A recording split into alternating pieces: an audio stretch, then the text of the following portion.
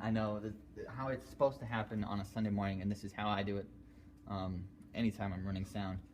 It's the sound person's job to, you have two purposes. One, you are an enabler for the musicians on stage to perform, right? So you enable them to do that by providing them mixes in their monitors so they can hear themselves, so they can play, right? So you are an enabler for the stage.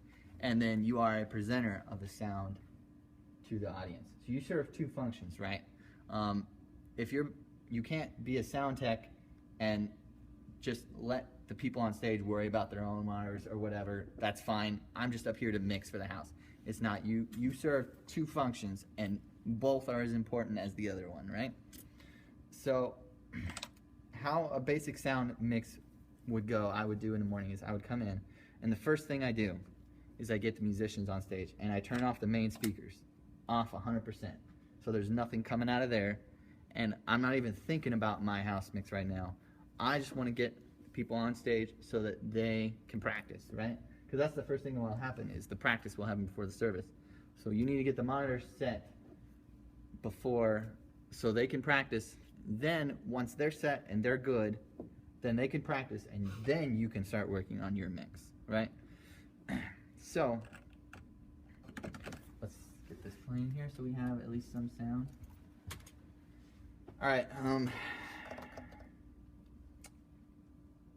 let's talk monitors. So with that in mind, meaning we want to get the band set up, right? So let's talk, okay, we've got a vocal here, I believe. Yes. All right. Now, we've got auxiliary channels up here at the top. Now, I'm gonna start moving faster. I'm not gonna be explaining things as much because I want to spend some, before we run out of time, I want to get the actual sound techs some good valuable info, right? So I'm gonna start moving fast, and we're gonna be skipping over things that would be common sense to a person who has run sound before, but not common sense to everyone else, right? So if I skip something and you need, just keep it in your mind, and at the end, I can answer that question for you to help you connect the dots. So we have auxiliary outputs right here. So board has inputs and outputs. The inputs are all right here, where we're plugging in all the microphones and CD players, and then the outputs are these and these, right? So these are all output sections. The auxiliaries, so these faders right here, this is your mix for this output, right? So sound comes in through the inputs, you get the faders where you like it, right? And then you turn up the main, and that is one mix, right? You've mixed for the main speakers.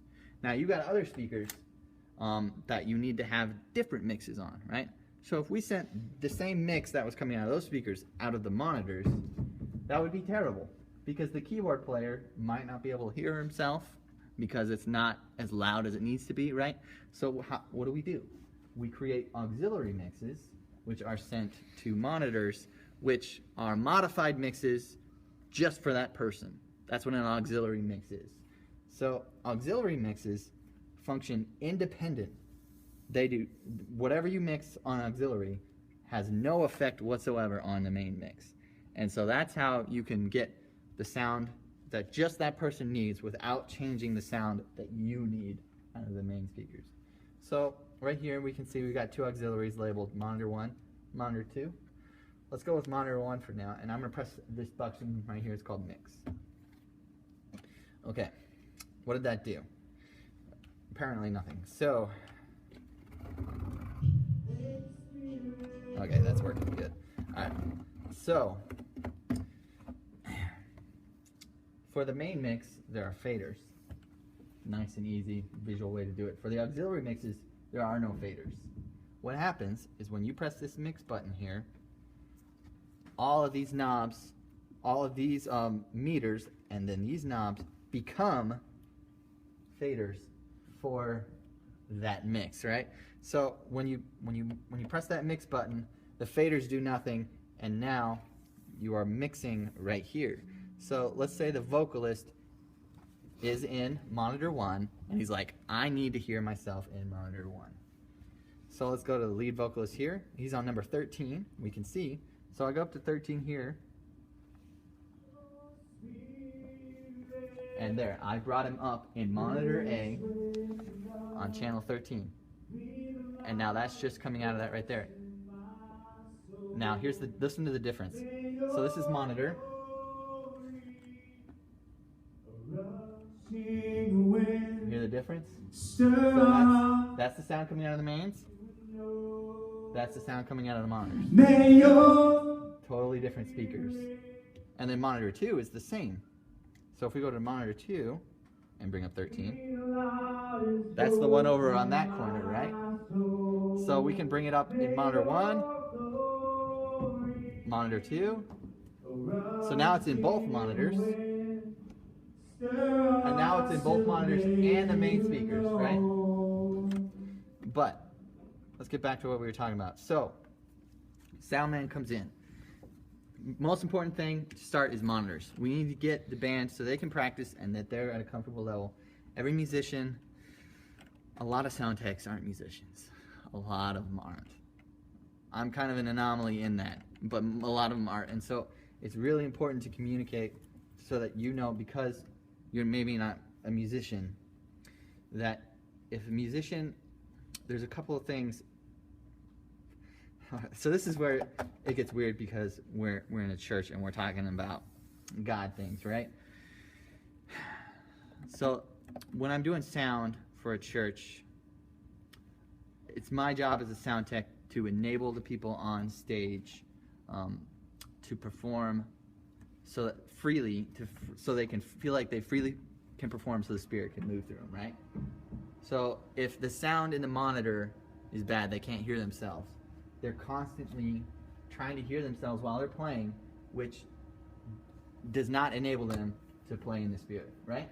Mm-hmm. If someone is really loud in the monitor and another monitor, and so they can't hear their playing, they're trying to drown that out and hear themselves from that, which they're having to actively hear, so that disables them to play in the Spirit, right? Now let's say we're a sound tech and we got a drummer up there in the cage, and he decides that he's a new drummer and he's a little more excited. He plays a little louder. Sound tech's back here, he's like, oh, I gotta run my faders all the way down here. This kid is playing too loud. I need to set him straight. I need to teach him how to drum. No, you don't. You are a sound tech. You are not a drummer. You have no business telling any musician on stage how they should play. Period. Your job, and this is where a lot of emo things about sound techs comes into play. I'm just laying it out for you straight. This is how it is. You can, I don't know how it is here. I don't know if, I'm not saying anything, I'm just telling you how it is and how it should be. Your job is to take whatever sound they give you and to do your best to make it sound good, right? So you are enabling them to play without having to worry about their monitors or what other people are thinking, or whether the sound tech said, I need to play quieter. And so rather than playing drums in the Spirit and letting the Spirit lead his hands, he's like, oh crap, I can't do that, Phil, that will be too loud. You know what I mean? And so the whole time he's playing trepidly because you told the drummer how he should drum and you're a sound tech. Does that make sense? Yeah. Does that make sense to everyone? Amen. Okay, so We're in church. I mean, unless you hear that from another sound tech, every sound tech will be like, oh, of course a musician will say that. You know, that's I got problems back here on my own. You know, if you're playing loud, how am I supposed to mix? You know, you need to accommodate me. No. Sound tech accommodates the musicians. That's how it works. Boom. Drop the mic.